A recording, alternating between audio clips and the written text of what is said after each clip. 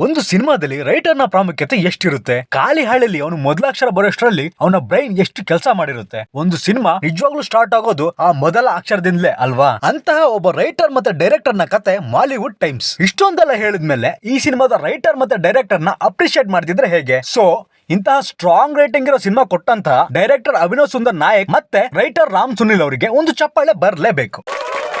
ಒಬ್ಬ ಯುವಕ cinema ಇಂಡಸ್ಟ್ರಿಯ greatest horror film ಮಾಡ್ಬೇಕಂತ ಕನ್ಸ್ ಕಾಣ್ತಾನೆ. ಆ ಕನ್ಸಿಗೆ ವಿಧಿ ಮತ್ತೆ ಸಿನಿಮಾ ಪಾಲಿಟಿಕ್ಸ್ ಸಪೋರ್ಟ್ ಮಾಡಲ್ಲ. ಈ ಅಡೆತಡೆನ ದಾಟ್ಕೊಂಡು ಸಕ್ಸಸ್ ಆಗ್ತಾನ ಇಲ್ವಾ ಅಂತ ತಿಳ್ಕೊಳಕ್ಕೆ ಈ ಸಿನಿಮಾ ನೋಡ್ಲೇಬೇಕು. ಮೊದಲೇ ಹೇಳ್ದಾಗೆ ಈ ಸಿನಿಮಾದ ಸ್ಟ್ರಾಂಗೆಸ್ಟ್ ಪಾಯಿಂಟ್ ಇದರ ರೈಟಿಂಗ್. ಅದರ ಜೊತೆಗೆ ಇದರ ಮ್ಯೂಸಿಕ್ ಮತ್ತೆ ಎಡಿಟಿಂಗ್ ಸಿನಿಮಾನ ಎಲ್ಲೂ ಬೋರ್ ಆಗಕ್ ಬಿಡಲ್ಲ. ಮೊದಲ ಸೀನ್ ಇಂದಲೇ ನಾವು ಈ ಸಿನಿಮಾದೊಳಗೆ ಇನ್ವೆಸ್ಟ್ ಆಗ್ತಾ ಹೋಗ್ತೀವಿ. ಅಲ್ಲಿಂದ ಸ್ಕ್ರೀನ್ ಪ್ಲೇ ನಮ್ಮನ್ನ ಅದರ ಹತೋಟಿ ತಗೊಳುತ್ತೆ. ಇಲ್ಲಿನ ಎಲ್ಲಾ ಪಾತ್ರಗಳು ನಮ್ಮ ಮನಸ್ಸಲ್ಲಿ ಹಾಗೆ ಉಳ್ಕೊಳ್ತವೆ. ಈವನ್ ನಾವು ನೋಡದೇ ಇರೋ ನಿಧಿ ಕ್ಯಾರೆಕ್ಟರ್ ಕೂಡ ಅವಳಿಗೊಂದು ಮತ್ತೆ ಅವಳ ಕಥೆಗಳಿಗೊಂದು ಜಸ್ಟಿಸ್ ನ ನಾವು ಎಕ್ಸ್ಪೆಕ್ಟ್ ಮಾಡ್ತಾ ಇರ್ತೇವೆ. ಹಾಗೆ ಕೆಟಿ ಪೀಟರ್ ಕ್ಯಾರೆಕ್ಟರ್ಗೂ ಕೂಡ ಪೋಸ್ಟ್ ಕ್ರೆಡಿಟ್ ಸೀನ್ ನಲ್ಲಿ ಅವನ ಪಾತ್ರಕ್ಕೆ ಒಂದು ಕೊನೆ ಅಂತ ಕೊಡ್ತಾರೆ. ಬಟ್ ಅದು ಸ್ಯಾಡ್ ಎಂಡಿಂಗ್ ಆಗಿರುತ್ತೆ.